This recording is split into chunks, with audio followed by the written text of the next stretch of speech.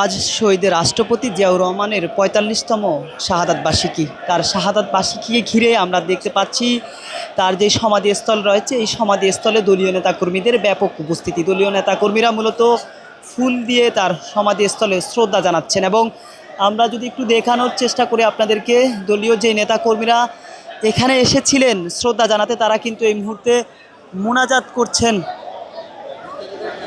জিয়াউর রহমানের জন্য দোয়া করছেন। সেই চিত্র কিন্তু আমরা দেখাচ্ছি আপনাদেরকে।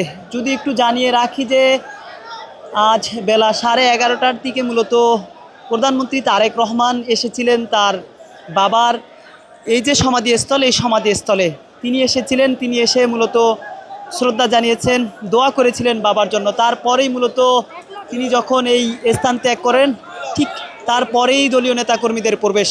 আমরা দেখছি যে দলীয় নেতাকর্মীরা ফুল হাতে দলে দলে এই যে জিয়াউর রহমানের যেই সমাধিস্থল রয়েছে, এই সমাধিস্থলে প্রবেশ করছেন এবং শ্রদ্ধা জানাচ্ছেন। সেই চিত্র দেখাচ্ছি আপনাদেরকে।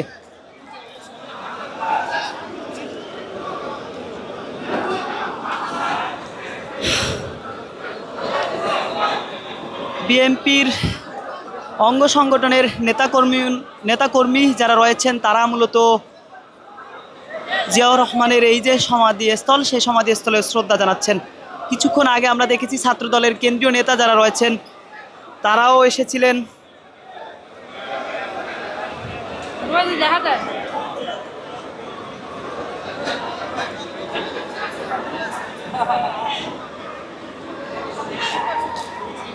বলা চলে জিয়াউর রহমানের সমাধিস্থলে তার আজ যেই ৪৫তম শাহাদাত বার্ষিকী, সেই শাহাদাত বার্ষিকীতে শ্রদ্ধা জানাতে দলীয় নেতাকর্মীদের ঢল নেমেছে। ফুল হাতে ছুটে এসেছেন দলীয় নেতাকর্মীরা জিয়াউর রহমানের এই যে সমাধিস্থল, সেই সমাধিস্থলে শ্রদ্ধা জানাতে।